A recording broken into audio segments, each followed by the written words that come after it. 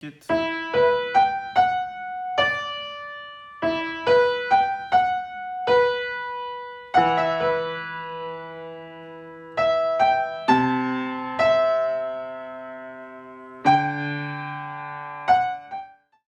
Yo, alors aujourd'hui on se retrouve à Poitiers où je suis avec Nikita et Nico. Venez au lieu de rigoler, non? Bon, ils sont assez timides, mais vous inquiétez pas, vous les verrez plus tard, ils expriment mieux avec... On n'est pas timide. Bah voilà, du coup, je suis à Poitiers pour le premier entraînement après l'opération, ça fait 1 mois, et on va voir ce que ça donne. Allez.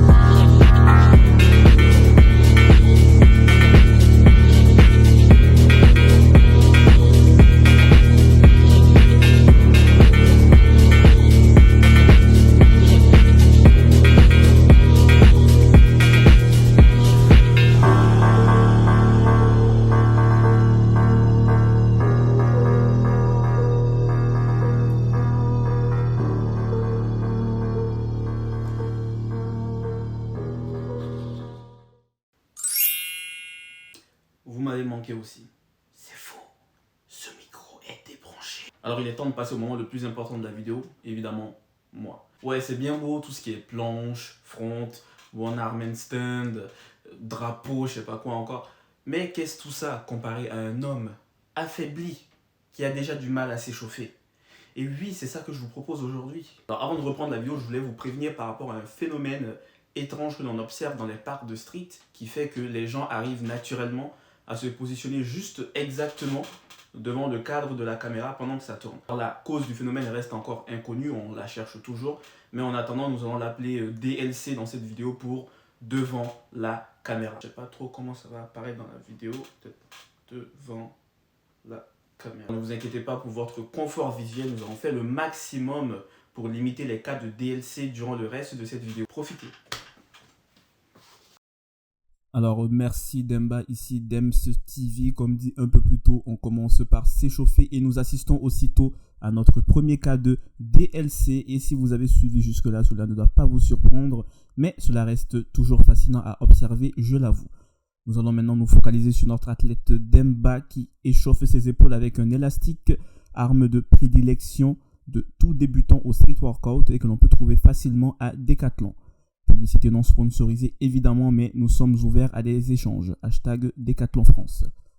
Ne vous laissez pas avoir par cette séquence accélérée. On peut clairement voir que les individus présents passent plus de temps à parler qu'autre chose. J'en profite pour partager avec vous une statistique non officielle qui affirme que 64% du temps passé dans un parc de street est consacré au dialogue. N'hésitez pas à vous abonner pour avoir ce genre d'informations très pertinentes à sortir lors de vos entraînements ou sorties en famille. On reste toujours sur l'échauffement des épaules et des scapulas et on assiste en live au deuxième cas de DLC et c'est un récidiviste qui plus est, mesdames et messieurs, mais passons. Un bon moyen de s'échauffer reste également la corde à sauter. Ne me demandez pas pourquoi l'objectif est aussi loin. Je ne sais pas non plus. Ne me demandez pas également d'où vient cette dextérité de la part de notre athlète qui visiblement n'entraîne pas régulièrement les jambes, comme quoi les apparences peuvent être trompeuses. C'est la fin de l'échauffement et ça tombe bien car je n'avais plus rien à dire. Nous passons sans transition au push-up ou pompe pour ceux qui ne parlent pas anglais. Oui, nous sommes très inclusifs sur cette chaîne. Je peux déjà affirmer personnellement que notre protagoniste se sent lourd et en difficulté et cela est dû au poids de la convalescence évidemment, mais également à des vacances au Mali, le mois précédent où l'excès de Yassa Poulet a été observé à de maintes reprises. Toujours dans le même état d'esprit que les pompes, on observe des dips certes correctement exécutés, mais avec beaucoup de difficultés. Il est maintenant temps de passer à l'exercice le plus important dans le street, les tractions. Et oula, pas de commentaires pertinents ici, on assiste juste à des tractions, excusez-moi du terme, dégueulasses. Si mes souvenirs sont bons, cependant, il semblerait que notre athlète aurait pris la confiance et décidé de sortir de sa zone de confort après cet exercice. Effectivement, cette démarche ne veut dire qu'une seule chose, il va tenter un muscle-up, les pronostics sont ouverts, attention. Et il se lance contre toute attente, il arrive à arriver en haut de la barre, va-t-il tenter un deuxième? Et oui, et ça passe malgré le poids des fesses garnies au Yassa poulet, je le rappelle, et je n'ai pas le temps de finir ma phrase, qu'il en réussit un troisième d'affilée. Mais quelle performance inattendue de la part du joueur malien.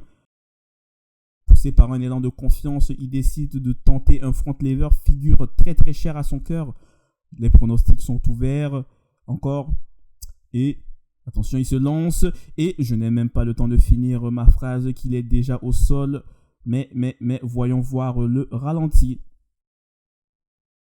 Effectivement, on peut observer un excès de confiance dans les yeux, et pas la peine de lancer un chronomètre ici. Malheureusement, le temps maintenu n'est même pas suffisant pour une capture d'écran. Mais il ne se démotive pas pour autant et tente une nouvelle approche. Mais je tiens à préciser que la vie, ce n'est pas un manga et les miracles n'existent pas.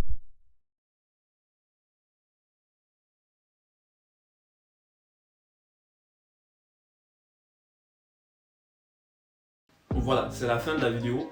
J'ai vraiment essayé de mettre un petit rythme durant tout le long. J'espère que ça vous aura plu. Tout ce qui est abonnement, commentaires et pouce bleu, c'est vraiment les seuls moyens pour moi de savoir si c'est le cas. En tout cas, je me suis personnellement éclaté en faisant les voix off. J'ai passé plus de temps à rigoler qu'autre chose. Mention spéciale à Nikita et Hugo. Sans eux, il n'y aurait pas eu autant de figures et de contenu dans la vidéo. Et je vous laisse sur des petits shots de Einstein que j'ai trouvé vraiment pas mal. C'est tout. See ya.